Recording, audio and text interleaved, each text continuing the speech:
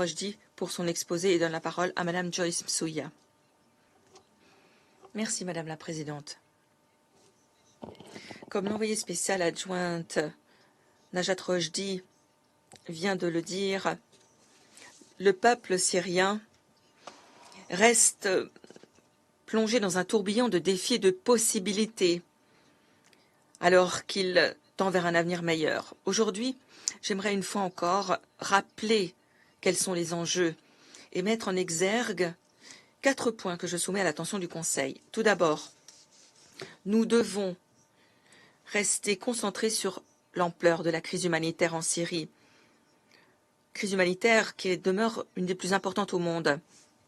Si la réduction du conflit et les contacts toujours plus nombreux avec les partenaires internationaux offrent de nouvelles perspectives d'investir dans l'avenir de la Syrie, nous ne devons pas oublier que 3/4 de la population a encore besoin d'aide humanitaire dès maintenant.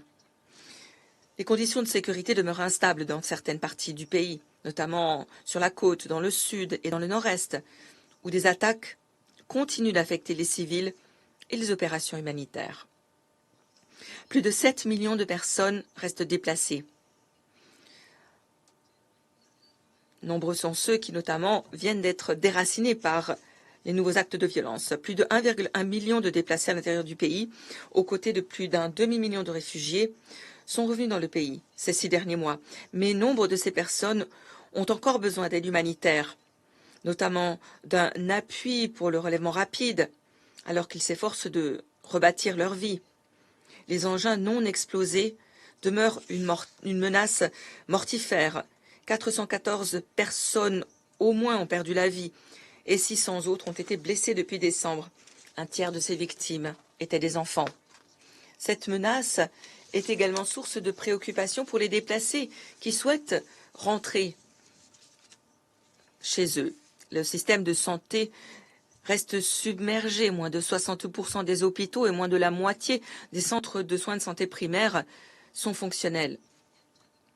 Alors que l'été arrive, la flambée de choléra risque de s'aggraver du fait des mouvements de population, des systèmes d'approvisionnement en eau dysfonctionnels et de la sécheresse. La Syrie, et l'essentiel de la région, connaît la pire de ces sécheresses depuis 3 décennies. La production agricole va vraisemblablement diminuer comme peau de chagrin. 3/4 de la récolte de blé est menacée, alors que la moitié de la population est déjà confrontée à l'insécurité alimentaire. Madame la Présidente, ma deuxième remarque est la suivante. L'ONU et ses partenaires continuent de faire tout ce qui est en leur pouvoir pour fournir une aide essentielle et utiliser au mieux les ressources limitées dont nous disposons. Nous sommes à présent en train de passer à un modèle de coordination humanitaire plus efficace, plus unifié, qui permet de tirer parti des efforts des organisations présentes dans le pays sous l'égide du coordonnateur humanitaire à Damas.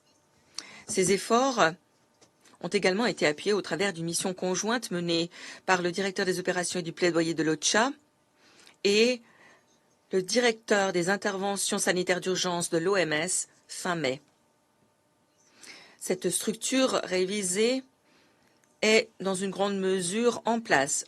Les mécanismes de coordination de Gaziantep et d'Amman, qui ont été la clé de l'aide que nous avons fournie à la Syrie au fil des ans, disparaîtra progressivement d'ici la fin du mois.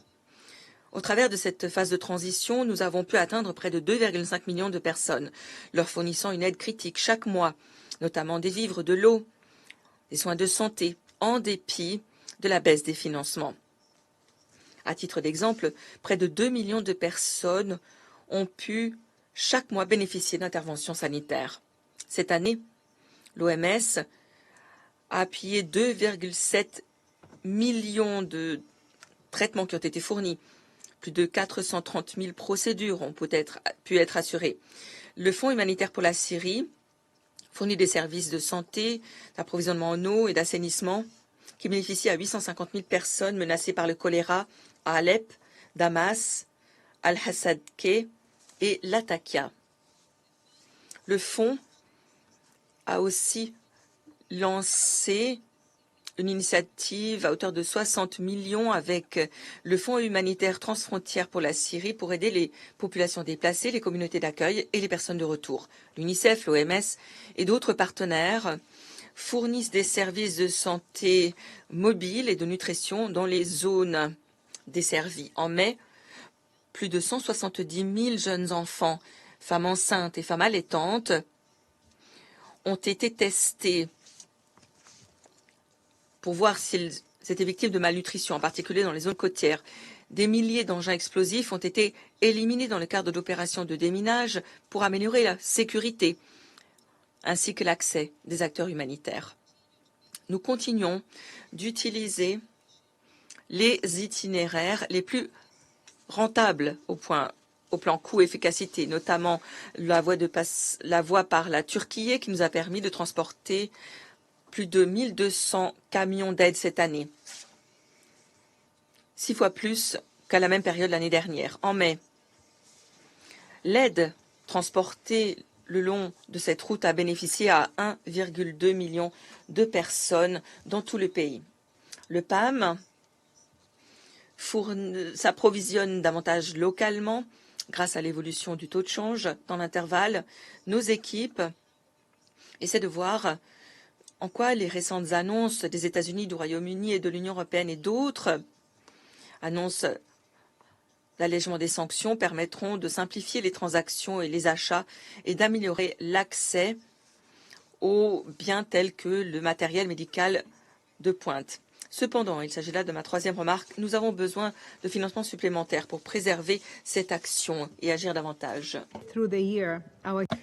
Alors que nous sommes à la moitié de l'année, notre appel humanitaire n'a été financé qu'à hauteur de 260 millions de dollars, soit 14% des besoins requis pour cette période. Alors que les ONG ont de nouvelles possibilités d'élargir leurs activités dans l'ensemble de la Syrie, beaucoup d'entre elles sont contraintes de réduire leurs activités.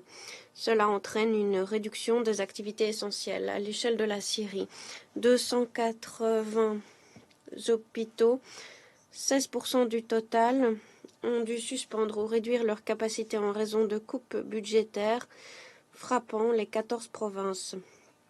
Dans le nord de la Syrie, 240 centres médicaux risquent de fermer leurs portes en raison de coupes budgétaires, ce qui pourrait avoir des conséquences sur près de 4,2 millions de personnes. Près de 24 abris pour femmes et filles ont fermé leurs portes. L'on estime que 265 000 personnes vont perdre accès à des services de soins de santé reproductifs vitaux. D'autres secteurs sont confrontés à des difficultés similaires. Cette année, nous avons modifié nos priorités pour cibler 8 millions des personnes les plus vulnérables en Syrie, soit la moitié du nombre total de personnes dans le besoin. Face au contexte de financement international, nous allons continuer d'ajuster nos opérations selon la procédure de relance humanitaire présentée par le coordonnateur des secours d'urgence en mars. Cela signifie faire moins avec moins. Enfin, Madame la Présidente, nous devons saisir cette occasion pour véritablement appuyer la reconstruction et le développement de la Syrie. De notre côté, en tant qu'acteur humanitaire, nous allons continuer de trouver des moyens plus efficaces de travailler avec des structures simplifiées. Nous allons renforcer nos partenariats avec les acteurs locaux et nous concentrer sur la fourniture de services répondant aux besoins les plus vitaux et nous assurer que les pans les plus vulnérables ne soient pas laissés pour compte. Mais si nous voulons que la population syrienne ne soit plus dépendante de l'assistance, il faut rétablir les moyens de subsistance. Alors que de plus en plus de familles regagnent leur foyer, ces dernières ont besoin de soins de santé, d'éducation, d'accès à l'eau et à l'électricité. Ces besoins vont croissant. Cela a été dit. Les dernières mesures d'allègement des sanctions ouvrent de nouvelles portes à des investissements permettant de rétablir des services indispensables. Les dernières annonces d'investissement et la coopération accrue des institutions financières internationales est encourageante. L'ONU a également proposé des activités en matière de développement pour appuyer cette transition. Cela étant dit, ces occasions doivent aller de pair avec des initiatives concrètes de restauration des services de base. Nous ne pouvons pas partir du principe qu'un financement adéquat sera garanti. Alors que l'on rétablit les liens diplomatiques et économiques, les partenaires internationaux réexaminent leur position sur la Syrie et leur présence dans le pays. Les processus politiques sont au cœur de notre attention. Alors que le conflit diminue, nous avons la possibilité d'agir, mais nous devons agir maintenant. Nous devons agir avec détermination pour que cette transition réponde aux aspirations de la population syrienne. Je vous remercie. Merci à Madame Msouya pour son exposé. La parole est à Madame